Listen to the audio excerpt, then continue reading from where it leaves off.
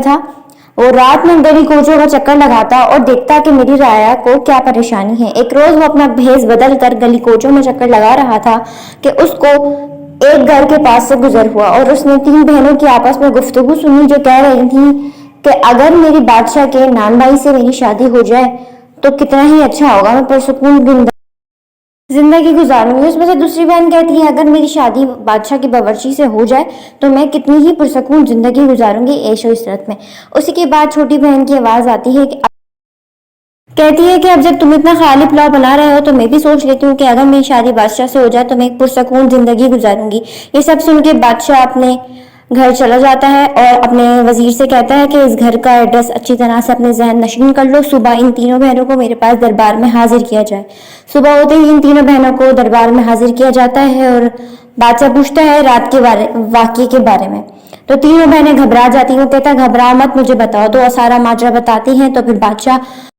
بادشاہ کہتا ہے کہ میں نے تمہاری کہانی تو ویسی بھی سن لی تھی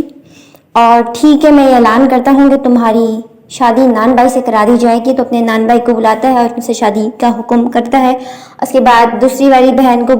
بلاتا ہے اور کہتا ہے کہ تمہاری شادی ہمارے یہاں کے سب سے بڑے باورچی سے کرا دی جائے گی۔ اس کے بعد وہ ان کی تھپ سے تیسری نمبر والی بہن کو بلاتا ہے اور کہتا ہے کہ جیسا کہ تم نے سوچا تھا کہ تمہاری شادی مجھ سے ہوگی تو میں تم سے اپنی شادی کا اعلان کرتا ہوں۔ یہ کہتے ہی ان کی بادشاہ کی اور ان کی سب سے چھوٹی والی بہن کی شادی ہو جاتی ہے۔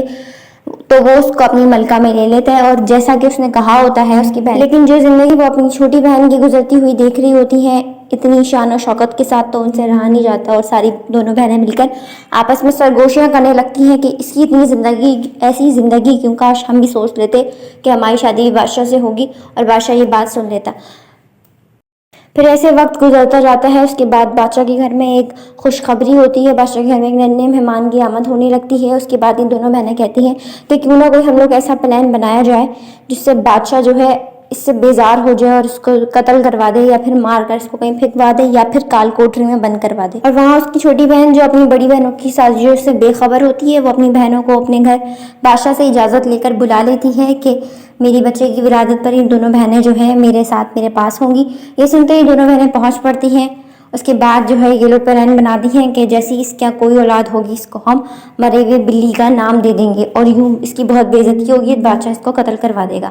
پھر ایسے وقت گزرتا جاتا ہے، خوب خدمت کرتی ہیں اس کو دکھانے کے لیے یہ لوگ کہ ہم آپ کا بہت خیال رکھیں۔ بادشاہ بہت خوش ہوتا ہے۔ یہ دیکھنے کے بعد جو ہے شہزادی کا ایک بیٹا ہوتا ہے اور بے حد خوبصورت بیٹا ہوتا ہے، تو یہ دیکھ کے ان سے رہا نہیں جاتا کہ ان کا اتنا حسین بچے کو وہ اٹھا کر ایک مری ہوئی بلی سے تبدیل کر دیتی ہیں۔ دونوں بہنیں اپنے ہاتھوں میں بچے کو اٹھا کر لے جاتی ہیں اور بلی کو دبا کر لاتی ہیں اور لا کر ملکہ کے جھولے میں ڈال دیتی ہیں اور یہ ظاہر کروا دیتی ہیں کہ بادشاہ کے یہاں جو ہے مری ہوئی بلی پیدا ہوئی ہے اور بچے کو جو ہے صندوقچی میں ڈال کر پانی میں بہا دیتی ہیں۔ یہ بچہ جو ہے مالی کو مل جاتا ہے جو کہ بادشاہ کا ہی مالی ہوتا ہے۔ یہ بچہ اس کو مل جاتا ہے، وہ لا کے اپنے گھر پر دے دیتا ہے۔ یوں اس کی ایک مالی کے گھر میں پرورش ہوتی ہے۔ مالی اس کی بہت اچھی پرورش کرتا ہے، اچھا پڑھاتا لکھاتا ہے بچوں کو اور بہت اچھی تعلیم و تربیت اپنے بچوں کی وہ اپنے بچے سمجھ کے کرتا ہے، کیونکہ بچہ بے حد خوبصورت ہوتا ہے اور ان کے یہاں کیونکہ کوئی اولاد بھی نہیں ہوتی ہے اس لیے وہ لوگ بہت اچھی اس کی تعلیم و تربیت کرتے ہیں۔ مری ہوئی بلی کی خبر سن کے بادشاہ بہت غصہ ہوتا ہے اور ملکہ کو قتل کرنے کا ارادہ کر لیتا ہے۔ اس کا وزیر اس کو سمجھاتا ہے کہ بادشاہ اس میں ملکہ کی کیا غلطی ہے، جو کچھ قدرت نے پیدا کر دیا وہی ہو گیا، آپ اتنی جلدی ہی رد عمل اپنا ظاہر نہیں کریں۔ مجھے اس کام میں کوئی اور ہی مصلحت دکھائی دیتی ہے، مجھے کوئی اور ہی ماجرا اس کے پیچھے کا نظر آ رہا ہے۔ وقت گزرتا جاتا ہے اور دیکھتے دیکھتے کہ بادشاہ کے یہاں دوسری خوشخبری کا اعلان ہوتا ہے۔ پھر دوبارہ بادشاہ کے یہاں خوبصورت بیٹا ہوتا ہے، لیکن اس کی بہنیں اس کو بھی مرے ہوئے کتے کا نام دے دیتی ہیں اور بچہ اٹھا کے صندوقچے میں ڈال کر پانی میں بہا دیتی ہیں اور یہ بچہ دوبارہ اسی مالی کو جا کر مل جاتا ہے۔ مالی اس بچے کو بھی اپنے پاس رکھ لیتا ہے اور اس کی بھی پرورش کرنے لگتا ہے۔ خبر سن کر بادشاہ بے حد غصہ ہوتا ہے اور بہت پریشان بھی ہوتا ہے، لیکن اس کے بعد بادشاہ کے یہاں پھر دوبارہ تیسری خوشخبری کا اعلان ہوتا ہے، لیکن اس کی جل ککڑی بہنیں اس کو بھی مرے ہوئے چوہے کا نام دے دیتی ہیں اور اس بچے کو بھی ٹوکری میں ڈال کر پانی میں بہا دیتی ہیں اور یوں بادشاہ اپنی بیگم سے بے حد ناراض ہو جاتا ہے اور بہت غصہ ہو جاتا ہے کیونکہ بادشاہ کی بہت زیادہ بدنامی ہونے لگ جاتی ہے۔ تو پھر وہ جو ہے سب جگہ اعلان کروا دیتا ہے اور اپنی بیوی کو ایک پنجرے میں بند کروا دیتا ہے۔ اس کی بہنیں آپس میں خوش ہو جاتی ہیں کہ اچھا ہوا اب اس سے ہماری جان چھوٹ گئی ہے۔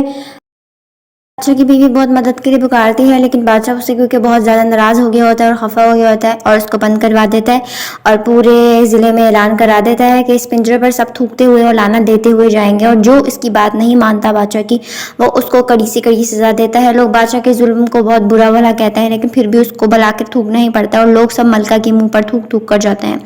ایسے بادشاہ اپنا انتقام لے رہا ہوتا ہے ملکہ سے۔ اسی طرح دیکھتے دیکھتے ہی وقت گزرتا جاتا ہے اور اس کے 3 بچے بھی بڑے ہو جاتے ہیں۔ پہلے والے بچے کا نام اعظم رکھتا ہے مالی، دوسرے بچے کا نام وقاص، اور تیسرا جو لڑکی پیدا ہوئی ہوتی ہے اس کے گھر اس کا نام وہ پریزاد رکھتا ہے۔ اور اسی طرح سے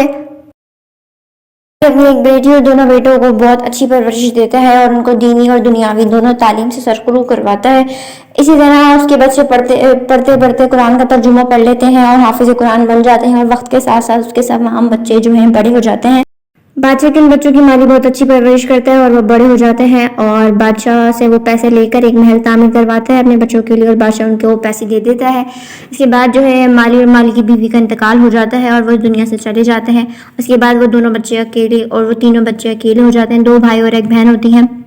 اور تینوں بہن بھائی اپنا بہت زیادہ خیال رکھتے ہیں۔ ایسے کچھ وقت گزرتا ہے، وہ دونوں بہنیں آپس میں سرگوشی کرتی ہیں اور کہتی ہیں کہ اور کسی بات کا راز کھلے نہ کھلے لگتا ہے ان بچوں کا راز ضرور کھل جاتا ہے۔ وہ ایک کٹنی کو بلاتی ہیں اور کہتی ہیں کہ اس کو جا کر کچھ بہلاؤ پھسلاؤ۔ کٹنی کہتی ہے سارا کام تم مجھ پر چھوڑ دو، اب دیکھو میں اس کے ساتھ کیا کرتی ہوں۔ موقع دیکھتے ہی کٹنی جو ہے پریزاد سے کے پاس چلی جاتی ہے اور کہتی ہے تمہارا گھر اور باغیچہ تو بے حد خوبصورت ہے، لیکن اس میں صرف ایک چیز کی کمی ہے۔ وہ کہتی ہے وہ کون سی چیز کی کمی ہے؟ وہ کہتی ہے کہ تمہارے گھر میں بولنے والی چڑیا اور بہتا ہوا سندر سا پانی کی کمی ہے، اگر تم وہ لے آؤ تمہارا باغ ایک دم خوبصورت۔ بھائی جب گھر آتے ہیں اور دیکھتے ہیں اپنی بہن کو اتنا پریشان، تو سارا ماجرا اپنے بھائی کو بتاتی ہے، اور بھائی یہ کہتا ہے کہ میں سارا سامان لے آؤں گا، تم پریشان مت ہو۔ یہ کہہ کے ہی بھائی نکل جاتا ہے گھر سے سفر کی طرف، اور وہ اس جگہ پہ چلا جاتا ہے جو کٹنی نے بتایا ہوتا ہے۔ وہاں اس کا بھائی وہاں پہنچ جاتا ہے، اور وہاں پہنچ کر دیکھتے ہیں کہ ایک بزرگ ہوتا ہے جس کی داڑھی بہت بڑی ہوئی ہوتی ہے، وہ اس کی داڑھی بنا دیتا ہے، تو بزرگ اس سے بہت زیادہ خوش ہو جاتا ہے اور اس سے وہ اس جگہ کا ایڈریس پوچھتا ہے، تو وہ اس کو بتا دیتا ہے، لیکن کہتا ہے ادھر بہت رسک ہے، وہ ادھر مت جانا، وہاں تم نے اگر پلٹ کے دیکھ لیا تو تم پتھر کے بن جاؤ گے، تم واپس کبھی بھی نہیں آ سکتے، وہاں پر بہت خطرہ ہے۔ لیکن اس کا بھائی اس کی بات نہیں مانتا، وہ کہتا ہے میری بہنوں کی خوشیوں کا سوال ہے اور میں وہاں جا کر رہوں گا۔ تو جو وہ ہوتا ہے فقیر جو ہوتا ہے اس کو پورا جگہ کا ایڈریس بتا دیتا ہے اور کہتا ہے کہ تمہیں یہاں جانا پڑے گا، تمہیں جتنی بھی آوازیں سنائی دیں لیکن تمہیں پیچھے پلٹ کر نہیں دیکھنا ہے، اگر تم نے پیچھے پلٹ کر دیکھ لیا تو تم واپس اپنے گھر کو نہیں لوٹ سکتے۔ یہ کہہ کر جو ہے یہ سننے کے بعد وہ آگے بڑھنے لگتا ہے۔ فقیر اس کو روکتا ہے اور اس کو ایک گیند دیتا ہے، وہ کہتا ہے یہ گیند جہاں جا کے رک جائے تمہیں وہیں پر چلے جانا ہے۔ اس کے بعد جو ہے وہ اپنی سفر پر نکل پڑتا ہے، اور آگے جانے کے بعد اس کے ساتھ وہی سین ہوتا ہے جو اس نے بتایا ہوتا ہے۔ ایک پہاڑ پہ پہنچ جاتا ہے، اس کے بعد اس کو گالیوں کی آوازیں سنائی دینے لگتی ہیں، جس کو سن کر اس کو غصہ آ جاتا ہے اور وہ پیچھے پلٹ کر دیکھ لیتا ہے۔ اس کے بعد جو ہے پتھر کا بن جاتا ہے کہ کچھ دن گزر جانے کے بعد پریزاد بہت پریشان ہونے لگتی ہے، اپنے بھائی کو سارا ماجرا سناتی ہے۔ اس کا بھائی کہتا ہے تم پریشان مت ہو، تم یہیں پر گھر پر میرا انتظار کرنا، میں بھائی کو ساتھ لیتا ہوا اور تمہاری وہ ساری تمام چیزیں لیتا ہوا گھر واپس آؤں گا۔ اس کے بعد جو ہے بھائی اس کا سفر کے اوپر چل پڑتا ہے، بھائی اس کا سفر کے لیے نکل جاتا ہے۔ کافی زیادہ لمبا سفر طے کرنے کے بعد جو ہے وہ اسی منزل پہ پہنچ جاتا ہے۔ اس کو اپنا بھائی بے حد یاد آ رہا ہوتا ہے، ساری ملاقاتیں، ساری جو اس کے ساتھ لمحات گزارے ہوتے ہیں اپنے بھائی کو سوچتا وہ ایک اپنا لمبا طویل عرصے کا سفر جو ہے وہ طے کر لیتا ہے جو اس کے بھائی کو دکھائی دیا ہوتا ہے، اور اس کے پاس جاتا ہے اور کہتا ہے کہ ایسا ماجرا ہے۔ بزرگ کہتا ہے تم سے پہلے بھی وہاں ایک لڑکا آیا تھا اور واپس نہیں آ پایا۔ وہ کہتا ہے ہاں وہ لڑکا میرا بھائی ہی تھا اور اس کو ڈھونڈنے کے لیے آیا، اور میں اس کے لیے بغیر نہیں جاؤں گا۔ اس کو جو فقیر ہوتا ہے وہ بہت سمجھاتا ہے کہ راستہ بہت مشکل اور دشوار راستہ ہے، تم یہاں نہیں جا سکتے ہو، اگر تم گئے تو واپس نہیں آؤ گے۔ اس کے بعد اس کو بھی وہ فقیر ساری باتیں بتا دیتا ہے اور کہتا ہے کہ اگر تم نے پیچھے پلٹ کر دیکھ لیا تو اس کے بعد تم جو ہے پتھر کے پیچھے پلٹ کر مت دیکھنا۔ اس کے بعد وہ اس کو ایک گیند دیتا ہے اور کہتا ہے یہ گیند جہاں جا کے رک جائے تمہیں بھی وہیں رک جانا ہے، سمجھ لینا تمہیں تمہاری منزل مل گئی، لیکن اتنا یاد رہے چاہے جتنی بھی آوازیں تم سن لو پیچھے پلٹ کر مت دیکھنا۔ وہ اس کے ہاں میں ہاں ملا کر چلا جاتا ہے، اور ایک لمبا سفر طے کرنے کے بعد اس کو بے حد آوازیں اور گالیاں سنائی دیتی ہیں، جس کو سن کر اس کو بھی غصہ آ جاتا ہے اور وہ پیچھے پلٹ جاتا ہے۔ جیسے وہ پیچھے پلٹتا ہے تو وہ بھی پتھر کا بن جاتا ہے، اور گھر میں انتظار کرتی ہوئی ان کی بہن گھر میں اپنے بھائیوں کا انتظار کر رہی ہوتی ہے۔ انتظار کرتے کرتے وہ تھک جاتی ہے اور بالآخر اس کو اپنی جو ہے لڑکوں کا کپڑے لباس پہنتی ہے اور وہ بھی سفر پر نکل پڑتی ہے، گھوڑا لیتی ہے اور اپنا نکل جاتی ہے۔ جیسے ہی وہ پہنچتی ہے گھوڑے سے وہ ایک لمبا اور طویل عرصے کا سفر طے کرتی ہے۔ اس کے بعد کافی لمبا سفر طے کر لینے کے بعد اس کی ملاقات بھی اسی بوڑھے سے ہو جاتی ہے، اور وہ اس سے ملتی ہے، بوڑھا اس کو سارا ماجرا بتاتا ہے، یہ ہوا تھا، وہ سمجھ جاتی ہے، وہ اپنے کانوں میں روئیاں لگا لیتی ہے اور اس سے وہ گیند بھی لے لیتی ہے، وہ گیند جہاں جا کے رکتی ہے وہ وہاں جا کے رک جاتی ہے، اس کو بہت ساری آوازیں سنائی دیتی ہیں مگر اس کے کان میں تو روئی ہوتی ہے اور اس کا کچھ نہیں بگاڑ پاتی ہے، اور اس کی نظر اسی وقت ایک پنجرے میں پڑتی ہے جس میں ایک سندر سی چڑیا ہوتی ہے، اس کے بعد ہی وہ چشمے والا پانی ہوتا ہے، وہ وہاں پہنچ جاتی ہے، اس کے بعد جو ہے اردو میں باتیں کرتی ہوتی ہے، اس سے وہ پوچھتی ہے کہ میرے بہن بھائی مجھے کہاں ملے ہیں، وہ کہتی ہے اس چشمے سے گھڑا بھر لو، اس کے بعد جو اپنے بھائیوں تک اس کو لے جاتی ہے اور وہ اپنے بھائیوں سے مل جاتی ہے، ان کے اوپر گھڑا ڈالتی ہے تو وہ پتھر سے جو انسان بن جاتے ہیں، اس کے بعد وہ اپنے گھر پر لوٹ آتے ہیں اور گھر آنے کے بعد وہ پانی سوئمنگ پول میں ملا دیتی ہے اپنے، اور وہ اپنی چڑیا کا پنجرا جو ہے ٹنگا دیتی ہے، اس کا باغ اب ایک خوبصورت باغ میں منتقل ہو گیا ہوتا ہے، ویسے جیسا ایک کٹنی نے بتایا ہوتا ہے۔ گزرتا رہتا ہے، کافی عرصے بعد بادشاہ کی ملاقات مالکہ یعنی کہ اپنے ہی سگے بچوں سے ہو جاتی ہے اور وہ ان کو کہتا ہے کہ بہت عرصہ ہو گیا ہے کہ تم ہمارے گھر پر کھانے کو آؤ، وہ کہتا ہے جب تک ہم اپنی بہن سے اجازت نہیں لے لیتے ہم کھانے میں نہیں آ سکتے، وہ گھر جاتے ہیں، اپنی بہن کو سارا ماجرا بتاتے ہیں اور ان کی بہن اپنی چڑیا سے پوچھتی ہے اور کہتی ہے کہ کیا میرے بھائیوں کو بادشاہ کے گھر دعوت پہ جانا چاہیے، تو وہ کہتا ہے جی ہاں، تو چڑیا کہتی ہے جی ہاں آپ کے بھائیوں کو ان کے گھر پہ دعوت پہ جانا چاہیے، لیکن ان کو کہو کہ ان کو بھی بادشاہ کو بھی دعوت پہ بلا لیں، تو یہی کہتے ہیں وہ اپنے بھائیوں کو کہتی ہے کہ بھائی آپ لوگ دعوت پہ چلے جائیں اور مگر بادشاہ سلامت کو اگلے دن ہمارے گھر پہ دعوت پر لیتے آئیے گا، تو اس کے بھائی تینوں جو ان کے گھر پہ دعوت میں چلے جاتے ہیں، بادشاہ نے بہت عالیشان کھانے بنائے ہوتے ہیں دعوت میں اور وہ خوب انجوائے کر کے آتے ہیں، اور نکلتے وقت اس کے بھائی کہہ دیتے ہیں کہ بھائی بادشاہ سلامت آپ کو ہمارے گھر پہ اگلے دن ہمارے گھر پہ دعوت پہ آنا ہوگا، بادشاہ سلامت کیونکہ ان سے ویسے ہی بہت مانوس ہو چکے ہوتے ہیں، وہ ان کو بہت اچھے بچے لگے ہوتے ہیں، اس لیے بادشاہ سلامت ان کی ہاں میں ہاں ملا دیتے ہیں اور کہتے ہیں جی ہاں ہم آپ کے گھر پر ضرور آئیں گے، یہ کہہ کر وہ بھائی دونوں اپنے گھر چلے جاتے ہیں اور اپنی بہن کو جا کے سارا ماجرا بتا دیتے ہیں اور کہتے ہیں کہ بہن ہم نے ان کو کہہ دی ہے، وہ اپنی چڑیا سے کہتی ہے اور کہتی ہے کہ میرے بھائی بادشاہ سلامت کو کہہ دیا ہے، اب آپ بتاؤ کہ ان کے لیے کیا کیا بنانا چاہیے، وہ کہتی ہے تمام عمدہ کھانے بناؤ، وہ تمام عمدہ خانوں کا انتظامات کرواتی ہے اور بہت اچھے باورچی سے کھانے بنواتی ہے، اور ساتھ میں چڑیا کہتی ہے کہ اپنے بھائیوں سے کہو کہ باغات میں جائیں اور اچھے اچھے ہیرے موتی جمع کر کے لائیں، بولتی ہیرے موتی کیوں، وہ کہتی ہے جیسا کہا ہے ویسے کرو، لال لال موتی جمع کر کے لاؤ، اس کے بھائی نکل پڑتے ہیں اور لال لال موتی جمع کر کے لاتے ہیں، وہ کہتی ہے اب اس کی کھیر بنواؤ، تو جو پری ذات ہوتی ہے کہتی ہے اس کی کھیر بنواؤ، بولتی ہاں اب تم اسی کی کھیر بنواؤ گے، وہ اس کی کھیر بنوانے لگ جاتی ہے اور بہت سارے عمدہ خانات کے ساتھ ساتھ سمجھو ایک جو ہے ہیروں اور موتیوں کی کھیر بھی تیار کی دی جاتی ہے، یوں بادشاہ سلامت گھر تشریف لاتے ہیں اور تمام کھانے کھا لینے کے بعد جو ہے اینڈ میں جو ہے میٹھا نوش فرماتے ہیں اور دیکھتے ہیں کہ موتیوں کی کھیر، وہ دیکھ کے حیران ہو جاتے ہیں اور کہتے ہیں بھلا،